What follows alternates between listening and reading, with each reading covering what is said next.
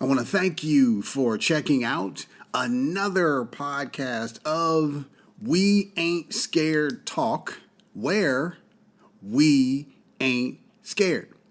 My name is A1, and let me say thank you to everyone that has tuned in and checked out all of the podcasts this year. I know we're still early on.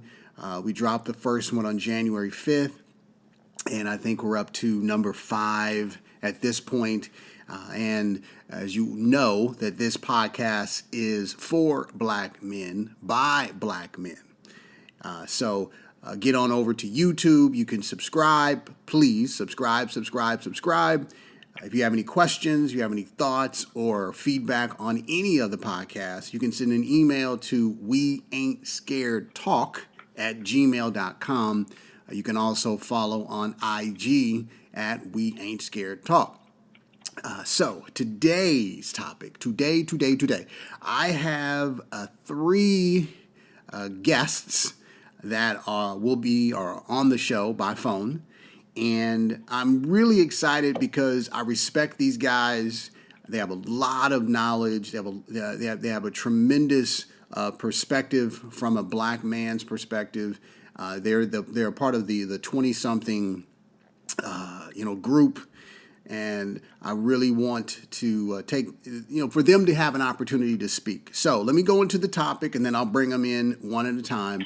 But today's topic is, what is the biggest mental obstacle black men have to overcome in America, with 3 Ks? Once more, what's the biggest mental obstacle black men have to overcome in America? All right, so the first person I'll introduce you to and let him say a few words his name is Coota Brown. Coota, Coota Brown. Coota Brown.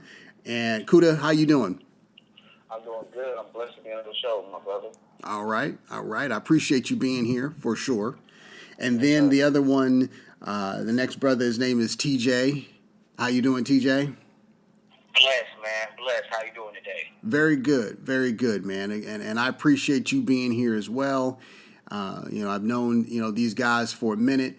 And like I said, I really respect what they do and how they think and how they move. And there's going to be another person that's going to be joining us probably in about 5 or 10 minutes. But I'll let everyone know when that happens. And we'll just kind of just move through it and have a good time. And deal with some things that have to be or should be dealt with. Is that all right, guys? Yes, sir. Yes, sir. All right. Okay, so you both have heard the question, right? On this show, we keep it real. We just want the facts as you think and as you see it for your experience. So, Coota, why don't we kick it off with you, if you're ready, and that is. Just to answer that question. And once you guys get done, I'll throw mine in as well. But what do you believe the biggest mental obstacle for black men in America, what we have to overcome? I really believe the biggest obstacle mentally that black men need to get over in America is that, being black is a problem. That because I'm black, I don't have a lot of opportunity, and I'm treated as a lesser person. I think that has to get out of our mind state, because history has shown that we've brought so much to this land, and they have been accredited to us.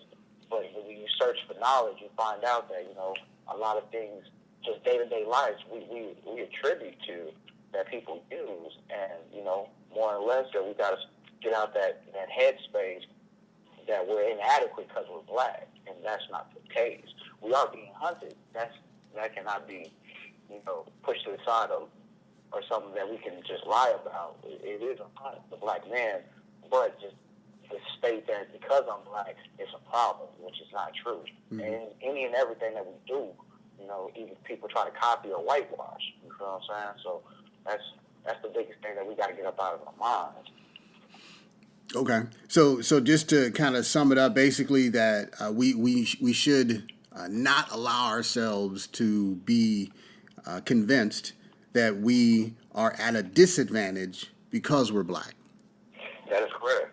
Okay, fair enough. Now, was there a moment, or rather, what have you done to help you combat that feeling or those thoughts of being, or feeling disadvantaged, or not allowing yourself to feel disadvantaged? Like, what are those mental, emotional, spiritual, what are those coping mechanisms that help prevent you from falling into that? Like I said before, it's just doing the research of my people, just learning more about what we've contributed, and being aware that not only is it great to be black, but a lot of the people are trying to do the same. Like, I would say it like this: it's like, I never liked history, but once I got into my history and not American history, it's almost more or less it's inspiring to know that we've done so much while being oppressed. Mm. Mm. And the things that we bring to the table are used, and then whitewashed in the face of America, as if we didn't do anything but pick cotton, which is true but not true. You know what I mean? Mm-hmm. I come from a family that can still remember their cotton picking days, and that kind of throws me off. It's like, history books make it seem like it stopped, hundreds and hundreds of years ago. Mm-hmm. But I got a great grandmother that tells me that her education is only an 8th grade education. Wow. However, she knows about picking cotton. She remembers about going to Mexico and picking cotton. That's how we have a Mexican background in my family. Mm-hmm. You dig me? So with that knowledge, it's more inspiring, because I know that I'm special. I have a great grandmother that has 8th grade education, has 8 kids, and 4 of her boys are all entrepreneurs. Mm. Her husband was the first black plumber here in Austin. You know what I mean? So it's like, I have to know that as much as my back is against the wall means as hard I need to fight. Okay. I respect that. TJ. Yes, sir. I was gonna, make another comment, but I don't want to, leave you out of that particular response. Do you have any thoughts on any of that? I mean, I think my man is correct on everything that he speaks of. Just knowing our history, knowing our past, knowing how we have been oppressed, knowing that we're not the enemy. Sometimes that can be trapped inside of us, thinking that when I step into a place that I'm always shunned. Knowing that I might not get this or I might not get that. That was what I was going to speak of as far as your question goes. Just opportunities. Us as African Americans, the lack of opportunities that are out there. Mm-hmm. I think I've done some reading and spoken with a couple of my friends about just the situations of, a white man in America can have a high school diploma as opposed to, us having here bachelor degrees or MBAs. And there's still, some of them still have more of an advantage as far as finances goes. So, I mean, mm-hmm. that's crazy. That's crazy just to think that, knowing that I am a black, educated young man, that I can step into an office or step into an interview, mm-hmm. have the same qualifications as everybody else, mm-hmm. but because of my skin tone, mm-hmm. politically be ruled out. And then, that's going to hinder me in the back of my head as well. Like, dang, I do have these qualifications, but on the flip side, I am a black man, so I'm probably less likely to get this position. So I mean, it's crazy. All right, so let me, just sort of encapsulate it. So is your response to, what the biggest mental obstacle for black men in America is, being recognized in the same way based on your education, or just restate that? Like, what is it, once again, that you think it is? Okay, so basically, my answer on that would be more so just, like I said, the lack of opportunities. Got it. Us as African Americans, whenever, I step into a place, everybody else that's there that's not my skin tone, but also has the same credentials, mm-hmm.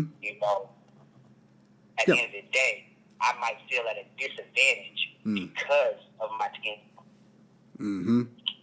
Got it. So, with that being said, it kind of goes back to what Kuda was saying. A lot of us sometimes are discouraged, and we shouldn't be discouraged of our skin tone because of the history, things that we have done. It's hidden from us. Mm-hmm. It's hidden from us. It's been taken away. So, with that type of mentality, of course, a lot of us are. We're being oppressed, number one, but then on top of that, we're not confident. We're not confident because we are African Americans, but also at the end of the day, we should be. We should be, because we have these capabilities, and a lot of things that are going on are out there that you're seeing on the TV, or the swagger, some of the things that you see out there, the musical lyrics, things of those that's being pulled from us. It's being pulled from us. So at the end of the day, just being an African American male, you should always be confident in your abilities, but also on the flip side of that, I can see where where his answer was coming from, as far as being a little bit discredited on the fact of when I step into an establishment, a place, I am a black man, and sometimes that can go against me. Right. So my answer is opportunities, because sometimes a lot of those aren't afforded to us because of that. Agreed. And one thing I do want you to be able to talk about too, can you just give the listeners some of your academic, and then Kuda, we'll come back to you about what you do professionally as well. I know you're into music, but TJ, what is your academic background? Yes, sir. So my academic background is, I've been through school. I have a bachelor's in business. Also a bachelor's in education as far as teaching goes, English. Then I backdoored and went to U of H, University of Houston. Love Houston, my second home, and got the MBA. So I am definitely qualified, blessed to be in that situation. I worked hard for it. So I can definitely speak on the fact of opportunities when it comes to a black man. When I step into a room and I see peers, not necessarily black men, that have the same accolades that I do, but also, with me being in that situation, sometimes, especially when I was younger, not being afforded those opportunities because of my skin tone. Okay, thank you for that. And man, let me just say, I'm proud of you. Right? Thank you, sir. I know that paper is important, and there's a whole lot of bread that went into it. But I'm grateful, that you got it done. And you're here to talk about it, right? The other half. And Kuda, let's go back to you. I know you have a music background. You want to talk a little bit about that before, we sort of change gears and I give my thoughts on the topic. Go ahead. Yeah. Well, with me, my family, we're all musicians in my family. All my aunties are either pianists, songwriters. Me, myself, I am a hip-hop artist, and I would say that the music kind of made me the most motivation and gave me the most history about a lot of the things that are going on in music came from Negro spirituals and things of that nature. So that kind of motivated me to get a message not only through the music, but also educate when you're saying the right things over a beat. So I just feel like that set me apart. As much as our people want to be these entertainers, my goal is not really to entertain. It's to almost, as well as our brother TJ, I want to educate, I want to teach. And sometimes you have to do so in the best manner that's available to you. So my name, Kuda, is given down to me by my great-grandfather. Kuda Brown was a folk legend that didn't want to get in part of the Civil War. So for some reason, he felt like that name would stick to me, and it has. It honestly gives a bridge to the older generation and the younger generation. Because I know, Caucasian people that know the name Kuda Brown, and they actually stay to either hear me talk or see my music, and they're mind blown about what I'm bringing on the stage or bringing as a platform of the knowledge and like just being charismatic of my music. So that's the biggest thing. You said something, and I have a personal question. Kuda Brown, you mentioned what's the history of that again? So the folk legend of Kuda Brown, and I spell my name Coota out of respect of the actual folk legend, which is a Cooter. And Cooter Brown, he actually was a person that made himself non-honorable or not accessible to the draft for the Civil War because he had family in the North and the South. So he didn't want to partake in the war, so he made himself ineligible for the war by getting drunk and telling stories. That's why in the Southern states, you might hear the conversation or the statement, "I'm drunker than Cooter Brown." You know what I mean? It's a feel good time. This man was about a purpose. He on a goal, and he knew his goal was to not be a part of something that he did not feel right about. And I took that embodiment of his legend and kind of made it in the same sense of, I'm not going to be a part of no major label because I'm not going to have anyone dictate my creative control. Because things that I say may rub people the wrong way, but these are my statements, and I'm going to stick by my statements. Because I will die for these statements. And, you know, coming from a person, an entrepreneur, like I said, my great-grandfather being the first black plumber here in Austin, that made me feel special. For this man to not know where this name was going to take me. You know, now I'm 5 times South by Southwest official artist, 1 time ACL, and I'm looking to do my first Toronto show out there in North by Northwest up in Canada. So congrats. Thank you. It's a lot of hard work. Okay, and you know, at the end of the show, if you want, you can shout out how people can get a hold of your music. I never want to prevent that from being shared. I'm just being respectful of people's privacy. If that's what you want, because I think that's important. There's a lot of things, a lot of battles, right, that we're all fighting as black men. You know, we got to be on the defensive and the offensive at various times during the day, you know, that code switching thing. So I just wanted to put that out there. So it looks like Remy's still running a little late. And so I'm going to just go ahead and jump in here. One, let me just say again, thanks for sharing your thoughts. And I agree with all of what you said. And I know if we all had time to write a list, right, it would be a lot. But I think my biggest, sort of thought on that is the benefit of the doubt, right? I think, at least for myself, the biggest obstacles that I feel like we have to overcome is just getting the benefit of the doubt. And TJ, you sort of touched on that and alluded to it with the lack of opportunity thought that you had. But to take it one step farther and to just sort of real world, examples, walking into a store, right, and not being followed around. Right, we've all heard those instances where black men walk in and women too, right, and someone will follow them around thinking they're going to take something.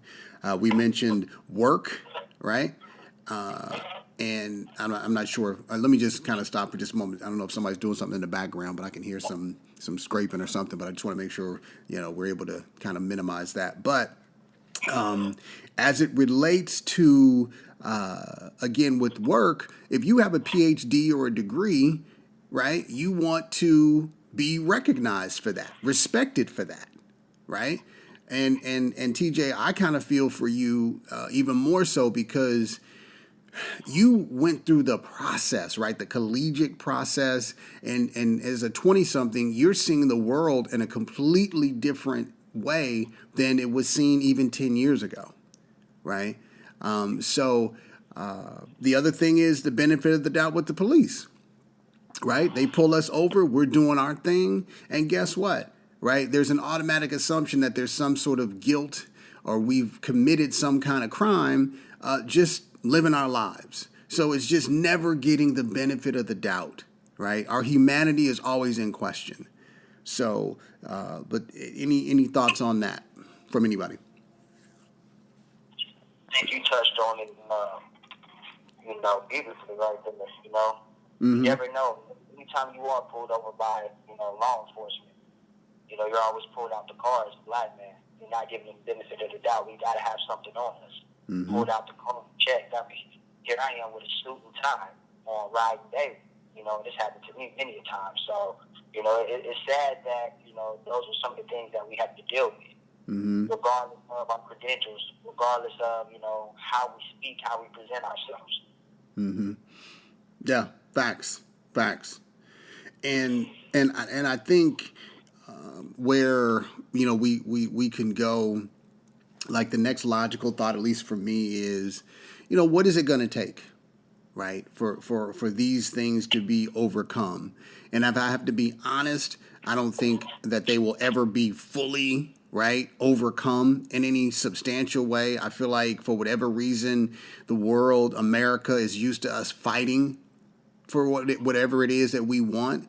And looking at us like we're crazy if we tell them, why do I have to fight for something when like I'll give you an example. I read one statistic that said that a white male high school dropout will earn more over their professional career than a black male with a college degree.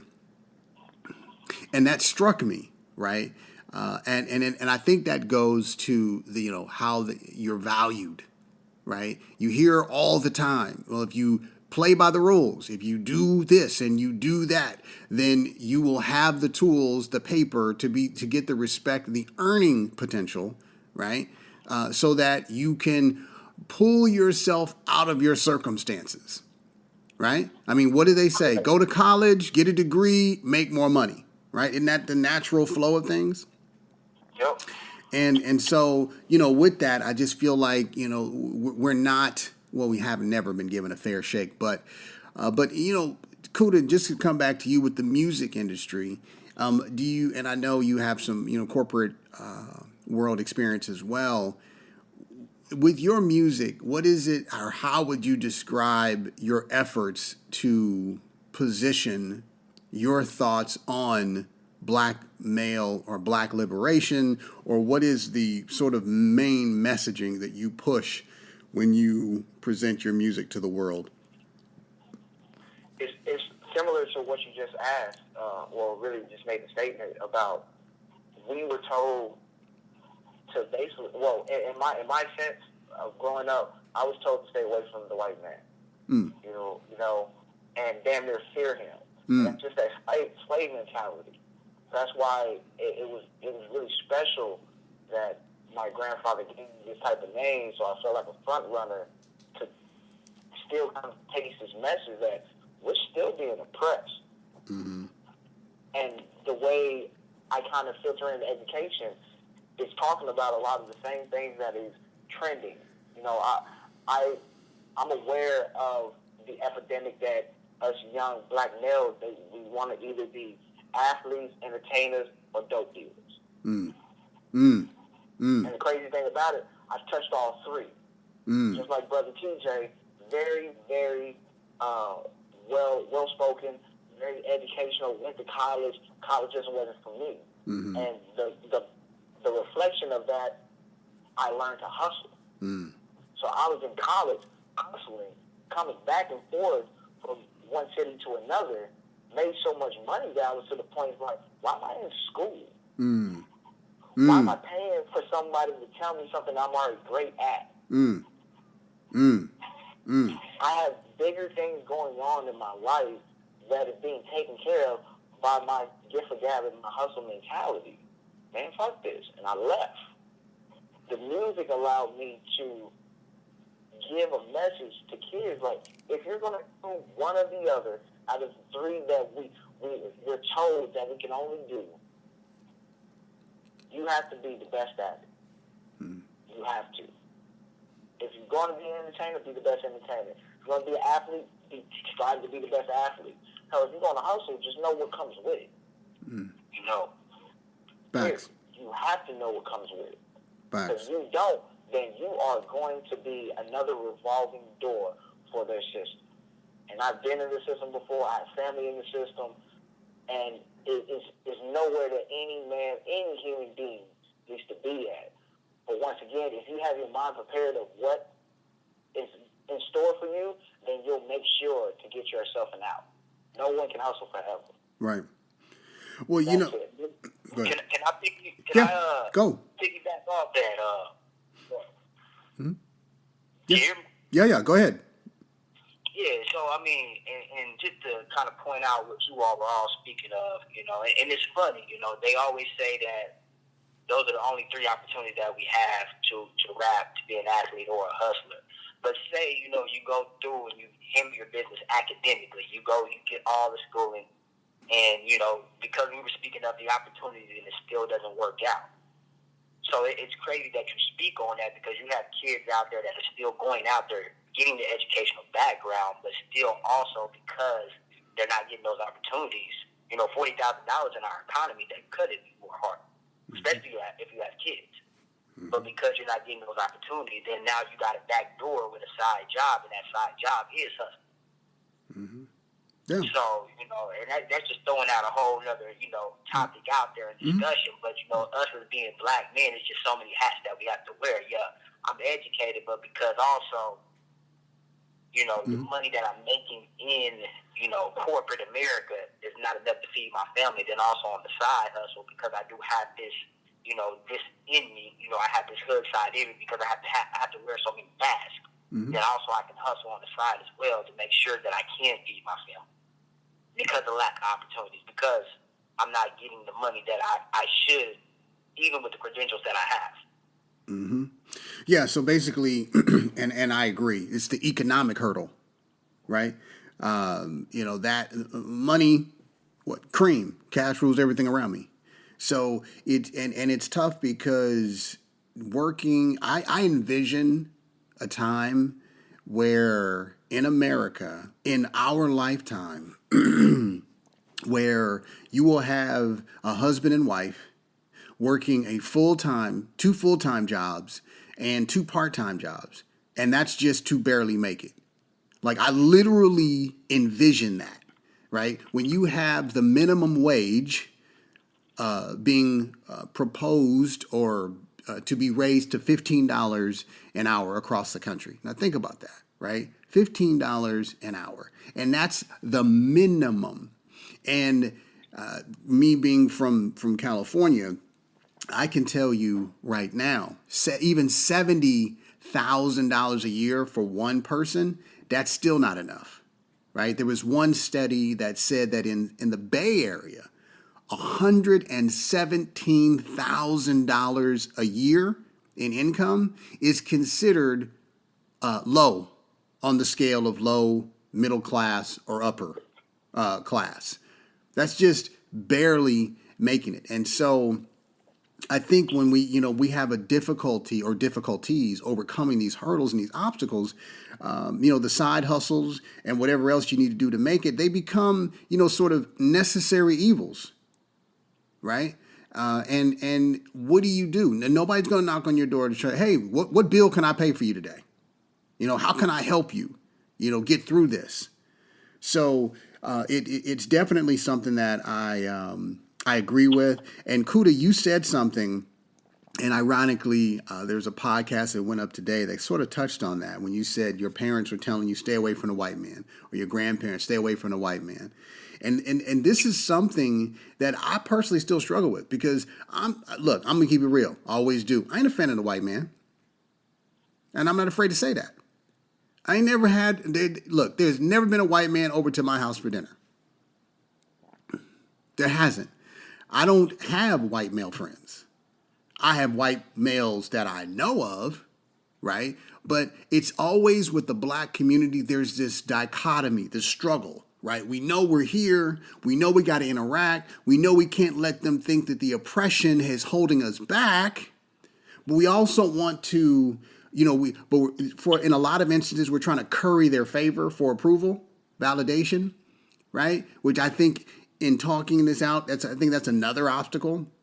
Like this struggle, validate me, right? We talk about football, right? Gladys Knight, Big Boy, Travis Scott, and we know Colin Kaepernick and the boycotting. Are they the kind of black people that are seeking the validation from white people? Or are they just after a check? Or is it seriously just, hey, I want my art form to be appreciated, right? Is what those obstacles? Anybody have any feedback or thoughts on that?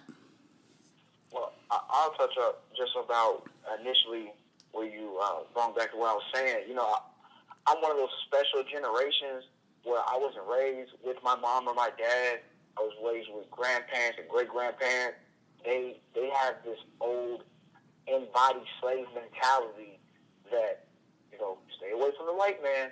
You know what I mean? Like you got to basically put on this this. I want to be fuck it. I'm gonna just say it. Be on this coon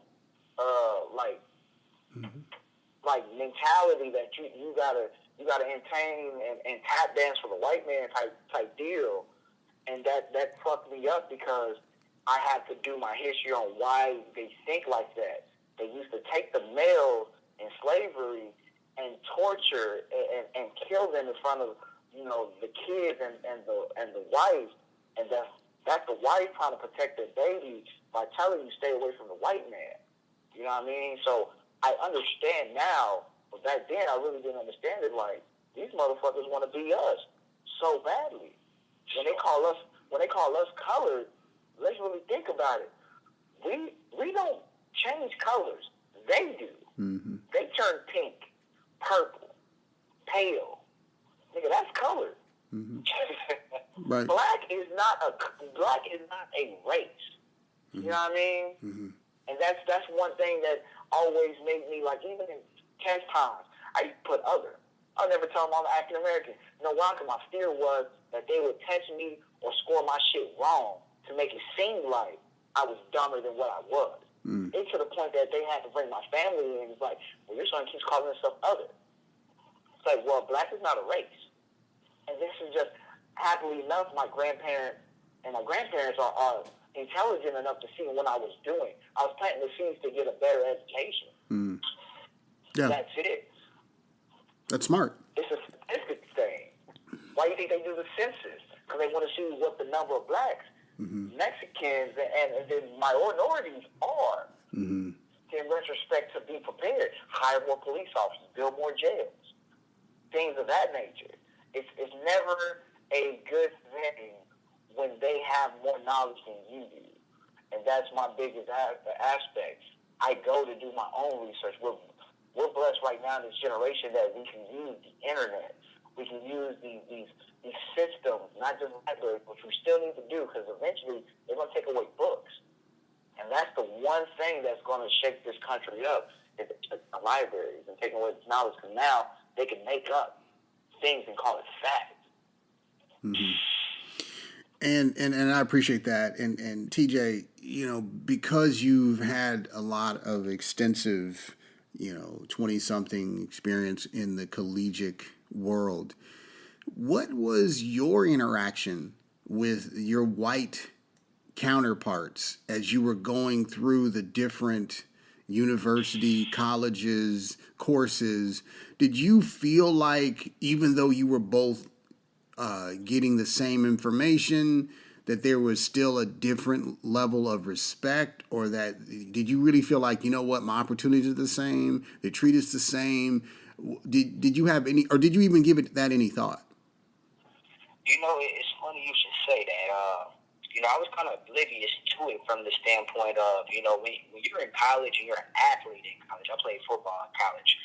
Everything at the end of the day, you're kind of the king of the hill. So a lot of those kids were always trying to befriend you. A lot of those kids were always trying to do something for you to kind of be in on the in crowd. So for the most part, I always knew what it was that I'm a black man and this person is a white individual. But also on the flip side, because I was the one more so benefiting from it, I was oblivious to it. I knew there was going to be a time that, we'll all have to separate, we'll all have to separate sides. They'll go their way and I'll go mine. I'm a black man, this is a white man.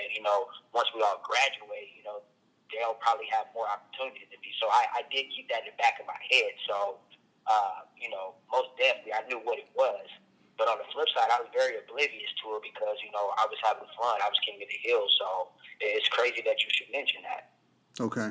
Yeah, and I think it's interesting because I see this is all connected, right? Kuda said there are three options for most black men, right? Athlete, entertainer, hustler.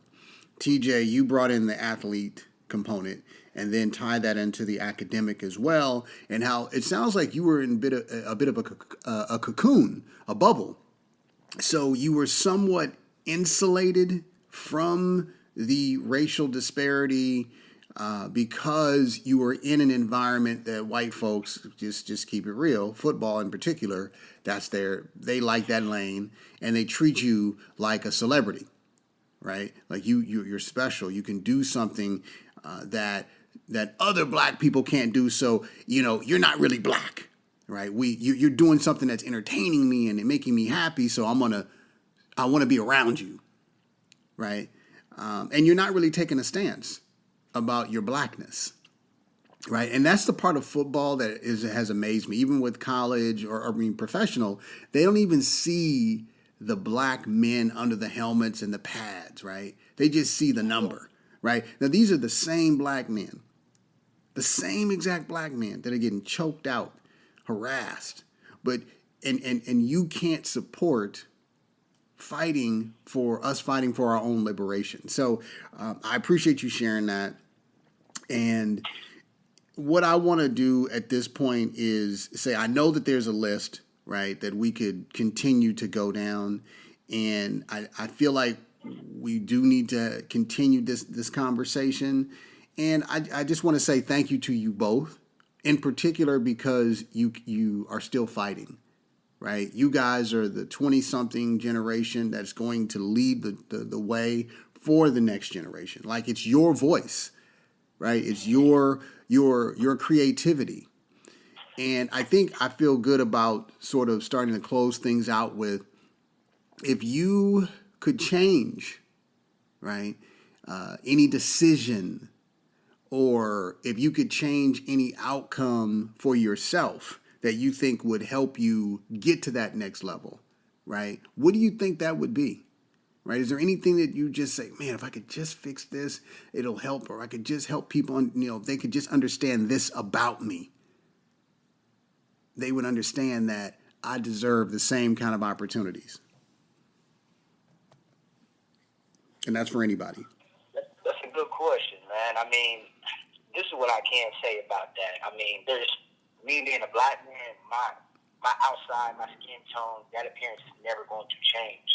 So I wish people would understand that, we deserve the same opportunities as everybody else. I wish people would not put me in the category of everything that they see on a hip-hop video or whatever they see on World Star Hip-Hop, and know that I'm a person.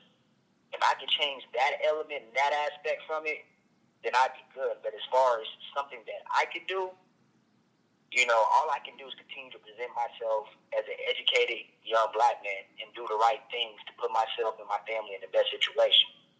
But also, on the flip side of that, like I said, I live in America with 3 Ks, as you like to say. So, we'll see, man. Okay. Appreciate that. Kuda, what about you? On my side, honestly, and I say this to all my interviews, I wouldn't change one darn thing about the situation. Just because I was always told by great people, you go through these trials and tribulations, and you better understand the success once you get it. What's the glory without the story? The story's much powerful when you're getting it out the gutter, the mud. Like, I have a story where this crazy thing about it, this white cheerleader from my high school, she came to pick me up from my crib, and she was almost dumbfounded of the neighborhood I lived in. She's like, "Oh my God, you live here?" And it kind of threw me off at the time. I was just laughing. I was like, "Yeah, this is where I'm from." But now getting older, she didn't really understand the person that she knew and the neighborhood that I was raised in. It's almost like a whole 360. Mm-hmm. My God, like, you don't reflect on where you lay your head at. And that is the perfect mask, like TJ was saying, because I wrote a paper about, as black people, we have to wear these masks in the corporate world, in the neighborhood that we're from, and the people that we interact. We have to put on these different characters just to feel non-threatening. You know what I mean? And that is the biggest thing. And to me, that makes it harder for you to put us in a box, even though you already have a pre-notion of us. and that is the best thing. That's the best weapon that we need to utilize more. Is that they try to put us in this box, but it's just us to accept staying in that box. That's really it. Like Brother TJ said, I'm on the same pathway as him. I'm going back to school just to have another arsenal to my resume.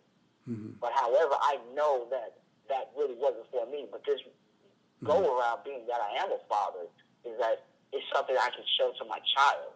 It's like, hey, I may have not used my education, but I did go get it. Yeah, and go ahead. Yeah, all I'm saying, I did utilize what was there, because I have to work 3 to 10 times harder. But once it's there, the goals, the glory, the sense of you have to respect me, not only because I'm a black man, but because I'm educated, because I'm a successful entrepreneur, because I'm a successful musician, where other big musicians in the city that have the accolades, the notoriety, speak to me, but you don't know who I am. So if they know who I am, then eventually you will too as well. It's just the work ethic. It's just, I got to put in my dues. And I paid a lot of dues, so it's time to reap the benefits of it, all the investments that I placed in. Yeah, and I agree with everything that you both have said, right?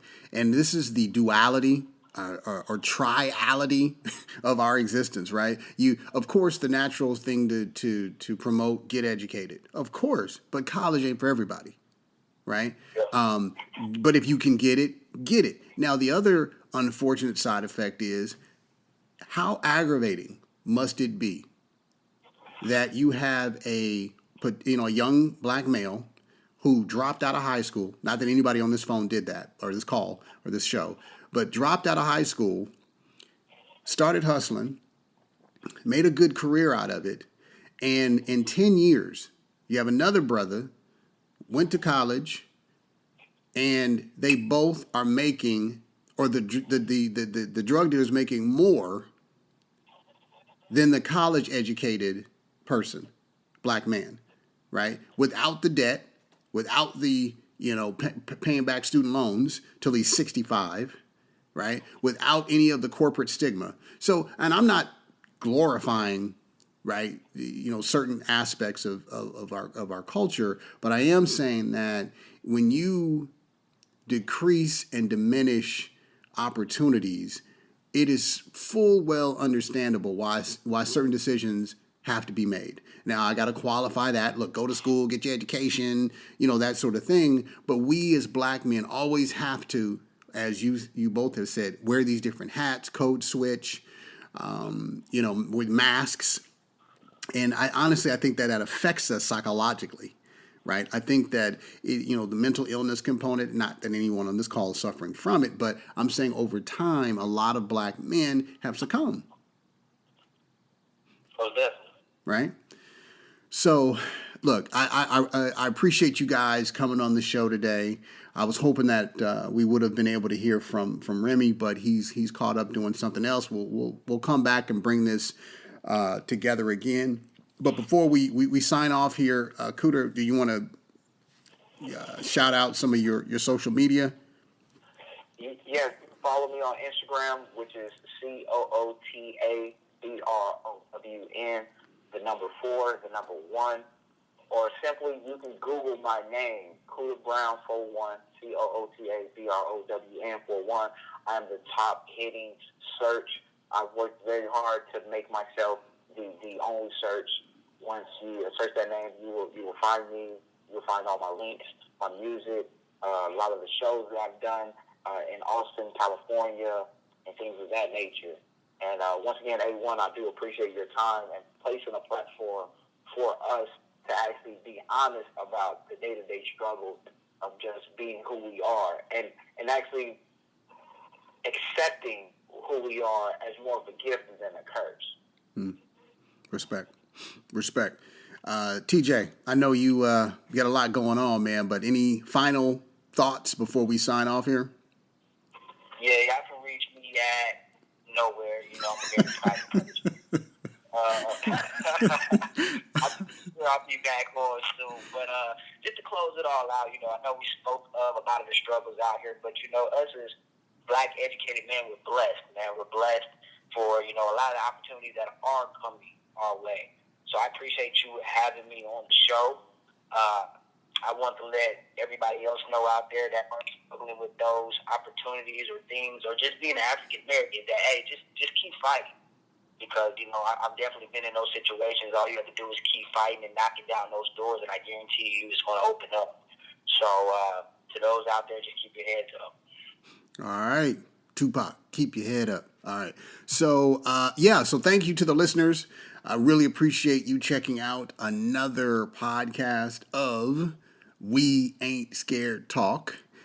My name is A1 with Kuda Brown and TJ, and we ain't scared, right, fellas?